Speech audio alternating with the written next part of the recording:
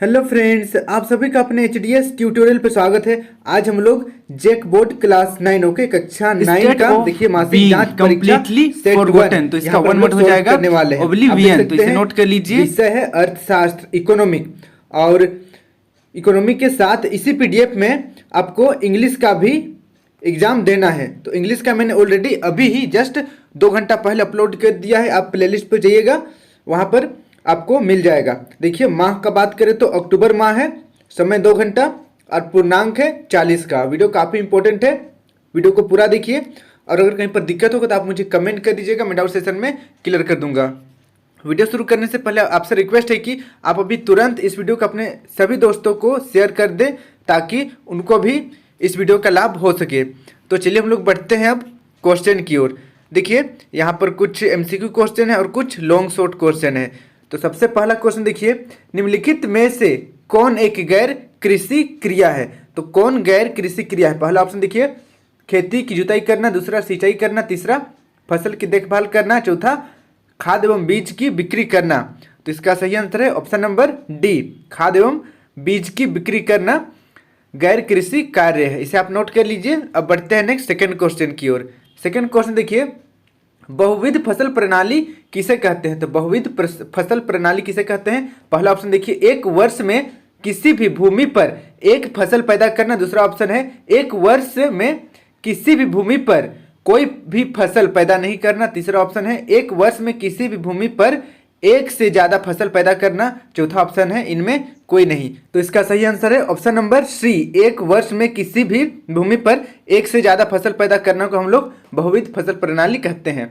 इसे नोट कर लीजिए। अब बढ़ते हैं नेक्स्ट 3 नंबर की ओर। 3 नंबर का क्वेश्चन देखिए, अपनी जीविका के लिए कान्हा ने एक डेयरी की दुकान खोली। कान्हा की यह क्रिया किस प्रकार की क्रिया है? पहला ऑप्शन देखिए, कृषि क्रिया, दूसरा गैर कृषि क्रिया, तीसरा अनार्थिक क्रिया और चौथा उपयुक्त सभी। तो इसका सही आंसर हो जाएगा ऑप्शन नंबर बी, गैर कृषि क्रिया। इसे आप नोट कर लीजिए।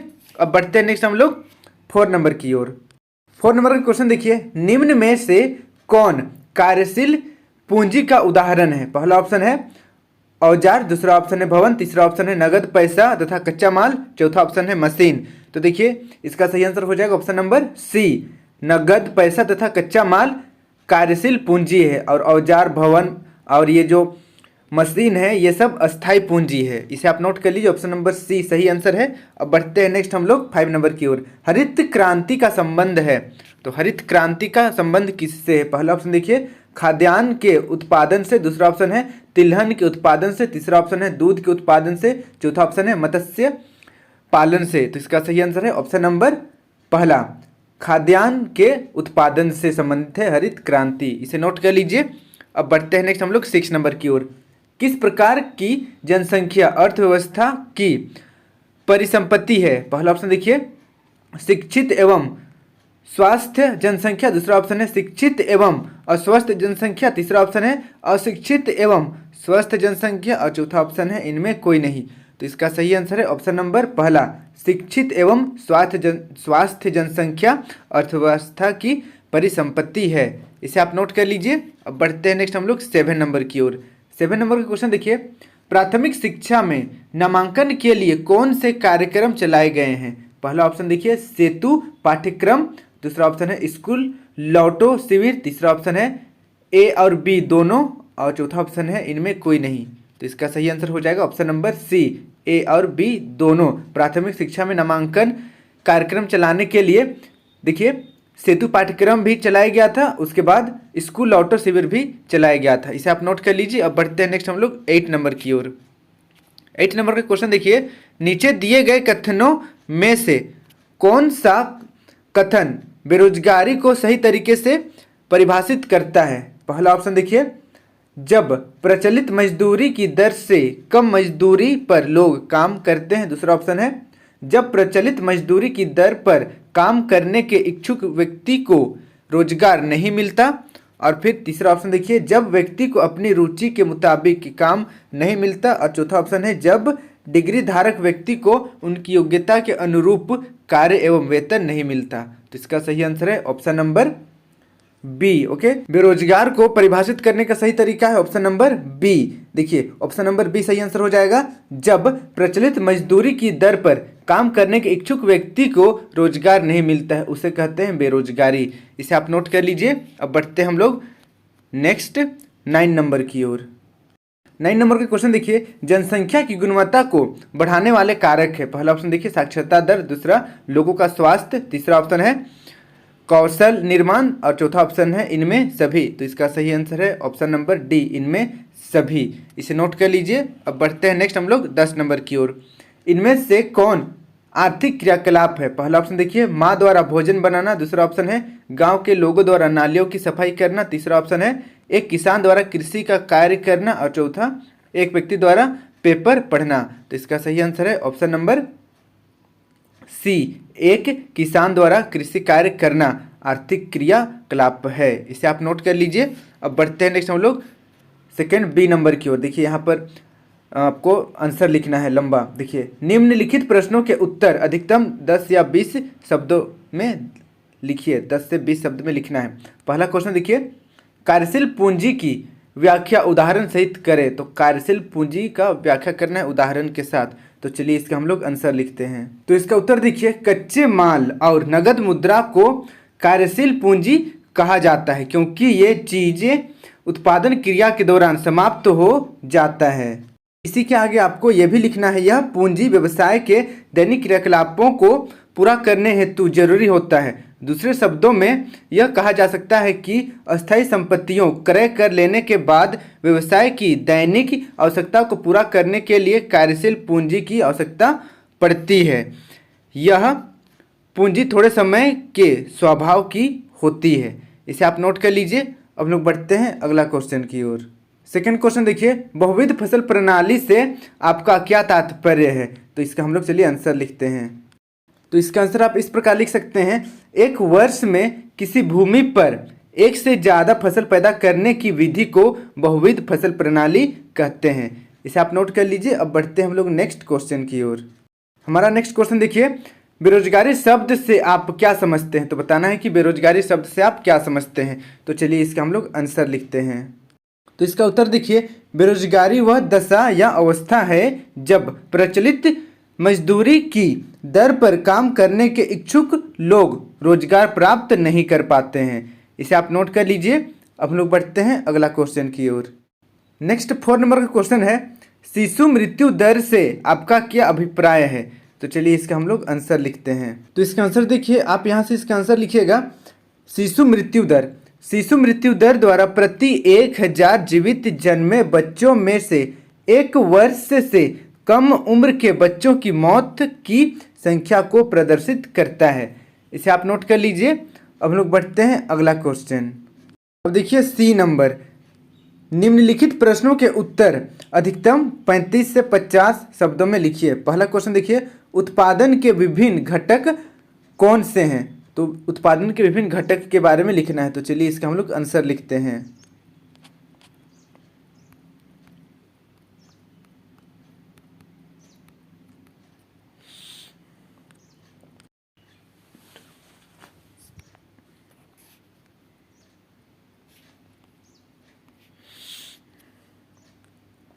इसके बाद आपको यहाँ से लिखना है, इसके द्वारा किए गए पारिश्रमिक को क्रमशः किराया, मजदूरी, ब्याज और लाभ कहा जाता है। उत्पादन के साधनों का किसी भी वस्तु के उत्पादन में बहुत अधिक महत्व होता है। तो ये हमारा आंसर कंप्लीट हो गया। इसे आप नोट कर लीजिए। अब हम लोग बढ़ते हैं नेक्स्ट क्वेश्चन की ओर। नेक्स्ट सेकेंड क्वेश्चन देखिए, एक ही खेत में उपज बढ़ाने के विभिन्न ढंग कौन कौन से हैं? तो एक ही खेत में उपज बढ़ाने के विभिन्न हम लोगों को विभिन्न ढंग को लिखना है, विभिन्न तरीकों को लिखना है। तो चलिए इसका हम लोग आंसर लिखते हैं।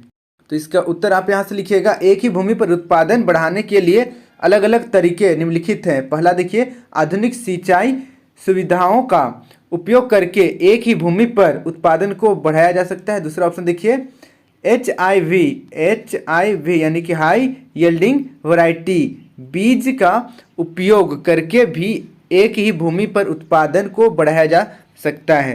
फिर देखिए तीसरा, उर्वरकों का उपयोग करके तथा रासायनिक खाद और कीटनाशकों जैसे रसायनों का उपयोग करके उत्पादन भी बढ़ाया जा सकता है। फिर देखिए नेक्स्ट चौथा नंबर, आधुनिक मशीनरी जैसे ट्रैक्टर, संयोजक, थ्रेशर, ड्रिलिंग मशीन, मोटर्स आदि का उपयोग करके भी उत्पादन बढ़ाया जा सकता है। फिर देखिए नेक्स्ट पांचवा, बिजली चलित नलकूपों से सिंचाई करके उत्पादन बढ़ाया जा सकता है।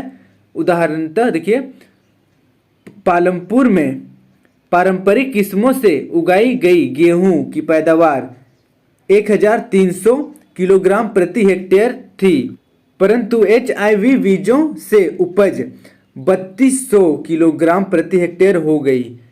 इस प्रकार गेहूं के उत्पादन में भारी वृद्धि हुई थी। इसे आप नोट कर लीजिए, पूरा का पूरा लिखिएगा, लंबा है कहकर आधा मत छोड़ दीजिएगा क्योंकि लंबा लंबा ही आंसर लिखना है।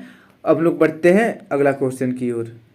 नेक्स्ट देखिए 3 नंबर, क्या शिक्षा की भांति स्वास्थ्य भी मानव पूंजी निर्माण को प्रभावित करता है, स्पष्ट कीजिए। तो चलिए इसका हम लोग आंसर लिखते हैं। तो इसका उत्तर देखिए, पहला नंबर, स्वास्थ्य अपना कल्याण करने का एक आवश्यक आधार है।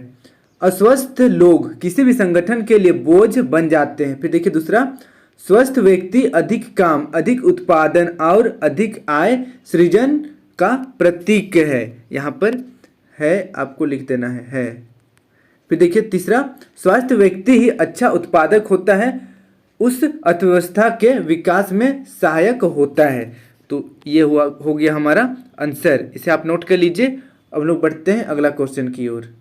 नेक्स्ट देखिए 4 नंबर, द्वितीयक क्षेत्रों के क्रियाकलापों का उदाहरण सहित वर्णन करें। तो द्वितीयक क्षेत्रों का उदाहरण के साथ व्याख्या करना है। तो चलिए इसका हम लोग आंसर लिखते हैं। तो इसका उत्तर यहाँ से आप लिखिएगा। सबसे पहले परिभाषा लिख लेते हैं। देखिए, द्वितीयक क्षेत्र में कच्चे माल को विनिर्माण की प्रक्रिया के माध्यम से तैयार माल में बदला जाता है। इस गतिविधि को औद्योगिक गतिविधि भी कहा जाता है। द्वितीयक क्षेत्र को हम माध्यमिक क्षेत्र के नाम से भी जानते हैं। द्वितीयक क्षेत्र में विद्युत उपकरण निर्माण, खाद्य निर्माण, कपड़ा उत्पादन, हस्तशिल्प और उद्योग शामिल हैं। फिर नीचे देखिए, उदाहरण के लिए लौह अयस्क का उपयोग करके विनिर्माण की प्रक्रिया के जरिए हम कार, बसें, रेल बनाते हैं। फिर इसी के नीचे लिखना है, विकसित देशों में माध्यमिक क्षेत्र मध्यम वर्ग के लिए अच्छी तनख्वाह वाली नौकरियों का बहुत महत्वपूर्ण स्रोत है। उदाहरण के लिए USA यानी कि अमेरिका में 20% लोग रोजगार के लिए माध्यमिक क्षेत्र पर निर्भर हैं। फिर देखिए नीचे, जिन देशों का द्वितीयक क्षेत्र विकसित होता है उनका निर्यात अधिक होता है और वे अधिक समृद्ध होते हैं। तो इसका हमारा आंसर कंप्लीट हो चुका है, इसे आप नोट कर लीजिए। अब लोग बढ़ते हैं अगला क्वेश्चन की ओर। नेक्स्ट देखिए D नंबर, निम्नलिखित में से किन्हीं 2 प्रश्नों के उत्तर अधिकतम 80 से 100 शब्दों में लिखिए। तो यहाँ पर देखिए 3 क्वेश्चन है, इनमें से किसी भी 2 क्वेश्चन का ही आंसर देना है। तो चलिए इसका हम लोग आंसर लिखते हैं। देखिए पहले क्वेश्चन देख लेते हैं, पालमपुर गांव में बिजली के विस्तार से किसानों को क्या लाभ हो रहा है। तो चलिए इसका हम लोग आंसर लिखते हैं। तो इसका उत्तर आप यहाँ से लिखिए, बिजली से खेतों में स्थित सभी नलकूपों एवं विभिन्न प्रकार के छोटे उद्योगों को विद्युत ऊर्जा मिलती है। पालमपुर के किसानों की बिजली के प्रसार ने विभिन्न तरीकों से सहायता की है। देखिए, इसने पालमपुर के किसानों को अपने खेतों की सिंचाई बेहतर तरीके से करने में सहायता की है। इससे पहले वे रहट के द्वारा सिंचाई करते आए थे, जो अधिक प्रभावशाली तरीका नहीं था, किंतु अब बिजली की सहायता से वे अधिक बड़े क्षेत्र को कम समय में अधिक प्रभावशाली तरीके से सींच सकते थे। फिर देखिए ख नंबर, बिजली से सिंचाई प्रणाली में सुधार के कारण किसान पूरे वर्ष के दौरान विभिन्न फसलें उगा सकते थे। फिर देखिए ग नंबर, उन्हें मानसून की बरसात पर निर्भर रहने की आवश्यकता नहीं है, जो कि अनिश्चित एवं भ्रमणशील है। यहाँ पर है लिखना पड़ेगा आपको। फिर देखिए घ नंबर, बिजली के प्रयोग के कारण पालमपुर के किसानों को बहुत से हाथ के कामों एवं चिंताओं से मुक्ति मिल गई है। तो इसे आप नोट कर लीजिए। अब लोग बढ़ते हैं अगला क्वेश्चन की ओर। अगला क्वेश्चन देखिए सेकंड नंबर, परीक्षण और मौसमी बेरोजगारी में क्या अंतर है।